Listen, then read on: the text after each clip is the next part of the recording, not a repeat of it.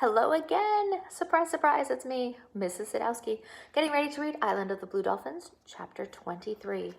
Karana's alone again on the island. How will she handle it this time? Chapter 23. The hunters left many wounded otter behind them. Some floated in and died on the shore, and others I killed with my spear, since they were suffering and could not live. But I found a young otter that was not badly hurt. It lay in a bed full of bull kelp, and I would have paddled by if Rontu had not barked. A strand of kelp was wound around its body, and I thought it was sleeping, for often before they go to sleep, they anchor themselves in this way to keep from drifting off. Then I saw there was a deep gash across its back. The otter did not try to swim away as I drew near, and I reached over the side of the canoe. They have large eyes, especially when they are young, but this one's were so large from fear and pain that I could see my reflection in them. I cut the kelp that held it and took it to a tide pool behind the reef, which was sheltered from the waves. The day was calm after the storm, and I caught 2 fish along the reef. I was careful to keep them alive, because otter will not eat anything that is dead, and left them in the pool. This was early in the morning. That afternoon, I went back to the pool. The fish had disappeared, and the young otter was asleep, floating on its back. I did not try to treat its wound with herbs, because salt water heals, and the herbs would have washed off anyway. I brought 2 fish every day and left them in the pool. The otter would not eat while I was watching. Then I brought 4 fish, and these also disappeared, and finally 6, which seemed to be the right amount. I brought them whenever the day was calm or stormy. The otter grew, and its wound began to heal, but it still stayed in the pool. And now when I came, it would be waiting for me and would take the fish from my hand. The pool was not big, and it could easily have gotten out and away into the sea. Yet it stayed there and slept or waited for me to come with food. The young otter was now the length of my arm and very glossy. It had a long nose that came to a point, and many whiskers on each side, and the largest eyes I've ever seen. They would watch me all the time I was at the pool, following me whatever I did. And when I said something, they would move around in a very funny way. In a way, too, that made pain come to my throat, because they were happy and sad also. For a long time, I called it Otter, as I had called Rontu Dog. Then I decided to give the otter a name. The name was Monone, which means little boy with large eyes.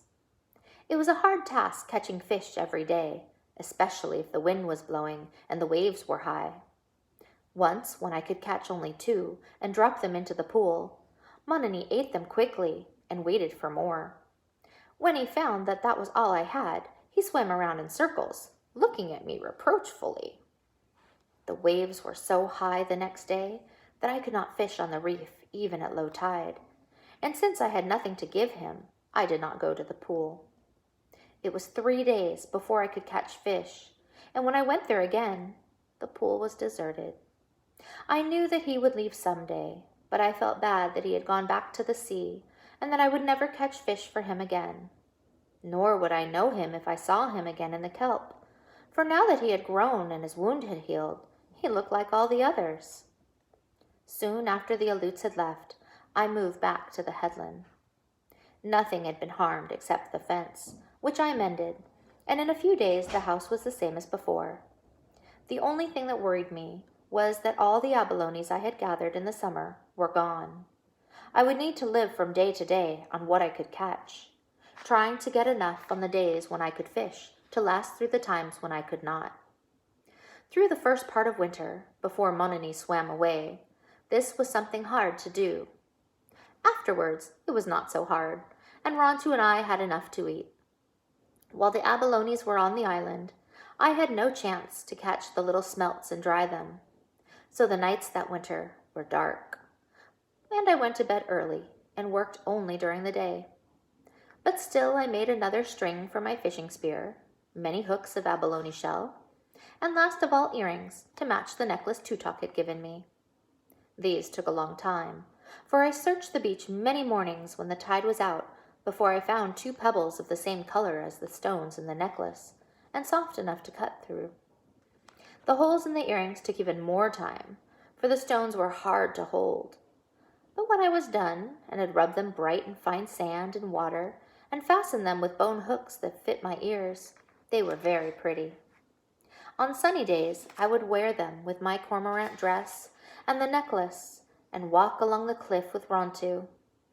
I often thought of Tutok, but on those days especially, I would look off to the north and wish she were here to see me.